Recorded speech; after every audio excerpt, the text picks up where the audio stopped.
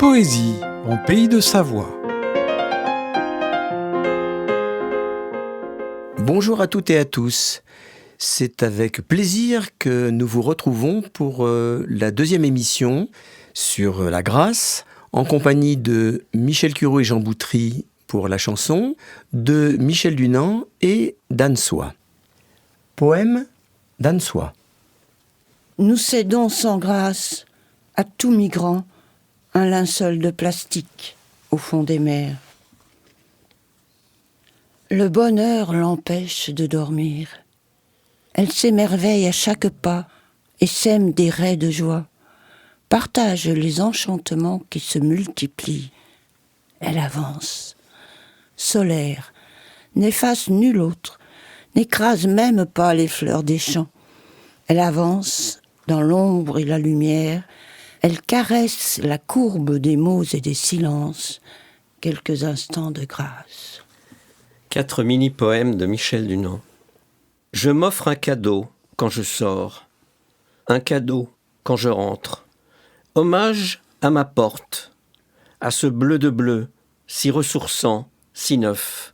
Il y a là du sacré, j'y crois, je crois au seuil. Journée de la miette et du deux fois rien, je les dévisage avec un autre œil. On recherche un poète avant la lettre, un peintre, un compositeur avant la lettre, ainsi de suite.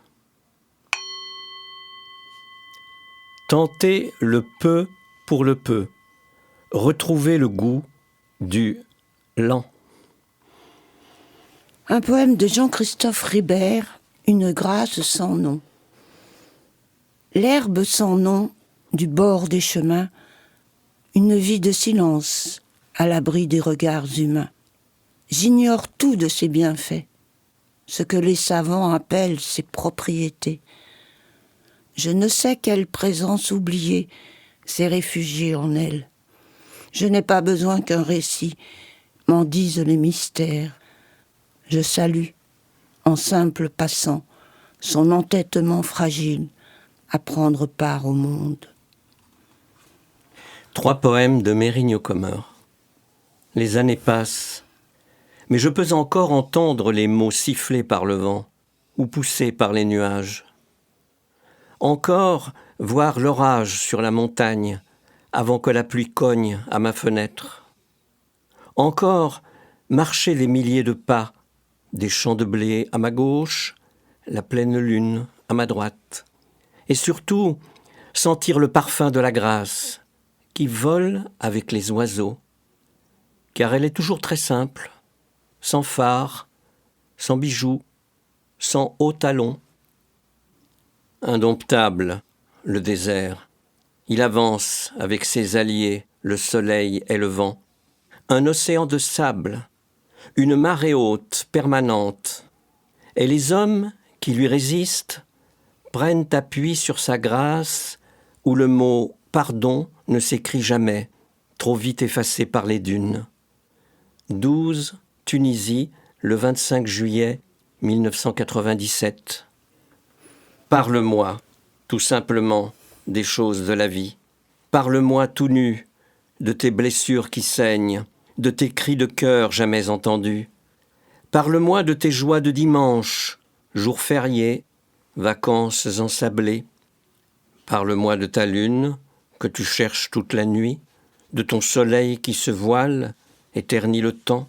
Parle-moi de ton enfance, qui sème encore des ravages, de cette guerre que tu as perdue à l'âge de 20 ans. Parle-moi de ton amour, mon amour, et des amours dans le monde. Sors la vérité pour une fois de ta bouche, et laisse le vent te couvrir éternellement de grâce. De Christian Bobin, poème sans titre. La chambre de lecture est nue, peu faite pour recevoir. Point de ce luxe qui éparpille la vue, fragmente le silence du dedans. Chambre obscure où flotte pourtant une lumière qui n'est pas celle du jour. Dans un instant, viendra y tournoyer la poussière des ailes de mourir, de naître et d'aimer. Il suffira pour cela d'un livre heureux, d'une abeille noire et blanche, d'un rien. Seul, sur le bord de la fenêtre, ce panier de mauve et de violettes fraîches, à peine entamé. Poème de Jean-Vincent Verdonnet. Poème. Fine et grave nourriture des bouches en mal d'aube. Nous avons moins à te dire qu'à vivre en toi, par le don du regard, la communion secrète et le silence. Parce que le silence existe d'abord dans la parole, parce qu'il faut à la parole se faire humble, au point que le poème ne risque de fêler ce qui va naître, mais le transfigure, et que par lui s'accomplisse la rédemption des choses et des visages touchés, nommés. Pudeur et dénuement, simplicité qui abolit les distances, sont les autres noms du silence. Poème, voix d'ombre appelant le lieu où s'ouvre et saigne le mystère, seuil qu'on ne peut que frôler.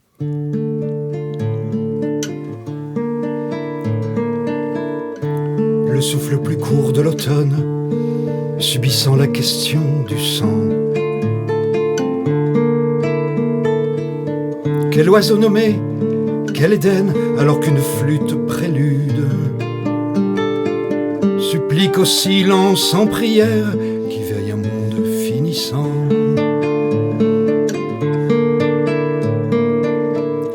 Une rivière qui charrie, automne ta beauté mortelle. L'émerveillement et l'horreur se sont rejoints devant la vie, dans l'eau d'une fatigue immense où surnage le familier. C'est entre deux quintes de bise que pour les plus fines oreilles, ces notes blanches de la neige naissent au profond de la nuit, du singulier ravissement des signes promettant merveille. Il neige sur le haut pays et l'avril de ses vergers. En courant, la fillette ouvre la bouche pour happer ses pétales de l'aurore d'un autre monde. Par l'âge déformé, une main qui fut belle écarte le rideau de la fenêtre. Dans la rue s'attardent cet air de branle, très ancien, et des lèvres se referment sur les pétales du sang fané, dans les vergers du haut pays. Dans le frémissement du tremble peut se désaltérer l'espoir, et l'œil y ménage une halte propice à la pause de l'heure, où le printemps marie la laine du proche à celle du lointain. Tourne la noria du ciel, gorgée d'ocre et de violet. Quel invisible errant approche, faisant choir les fruits les plus mûrs, et marque silence et instant de son empreinte indélébile. Les pas des disparus, dont les empreintes invisibles attendent celles d'autres pas, les pas qu'on n'entend plus, sont toujours là. Ils mènent une ronde dans l'espace et le temps des soirs de solitude, caressant les yeux sur la flamme, le front plus lourd contre la vitre, avec la douleur qui confine à l'allégresse d'un retour, au pays dont les eaux rassurent. Les pas qu'on n'entend plus se meurent de quelle certitude? Laissant le temps à ses placards, la durée s'est tissée les jours. De ses pétales chatoyants, sans jamais en rompre la trace, et ni nous refuser la clé de la plus brève de ses chambres. La vie ressemble à un voyage sans cesse remis, à un ciel rappelant en vain ses étoiles. Ce qui s'obstine, c'est l'enfance, sa voix dans la ramée de l'orme dont ne frémit plus que l'image. Sans titre de Jean d'Amérique. Ma chair tremble d'un feu nouveau.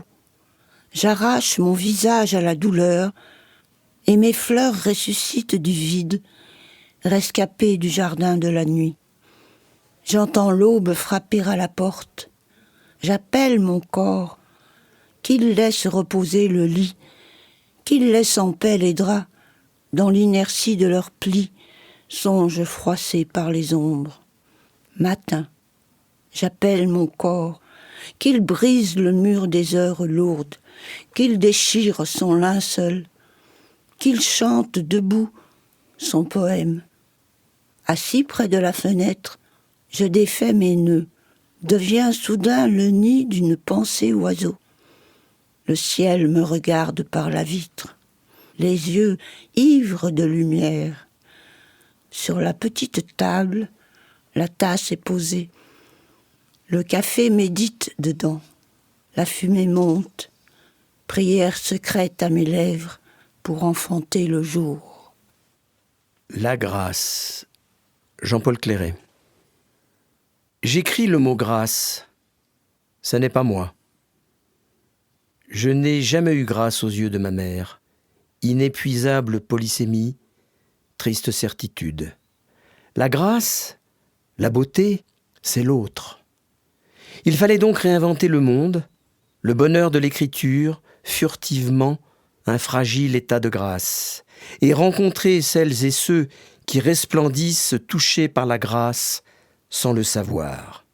La cathédrale de tes mains s'empare de mon visage, ta voix lactée m'entraîne dans ta nuit d'ivresse. De Guy Goffette, laisse venir, laisse. Et puis laisse Mars aux oiseaux, à la jeune herbe acide, aux bourgeons. Ne tente pas un autre geste pour assouvir ta faim de sortir de l'hiver et du sombre, que celui d'être là, les mains défaites, sans désir, dans l'abandon à ce qui vient. Laisse enfin courir sa chance à ta vie, de partir seul, hors de tes bras, comme un enfant échappé à sa mère, et que l'air porte, insoucieux des appels, et qui un instant, rien qu'un instant, devient plume, flamme vive, poème, parmi les arbres qui ne dorment jamais. La grâce de Gaël Schmitt. C'est aérien, la grâce. Un papillon éthéré sur une fleur colorée se pose, fugace. C'est élégant, la grâce. Une patineuse audacieuse en arabesque gracieuse effleure la glace. C'est subtil, la grâce.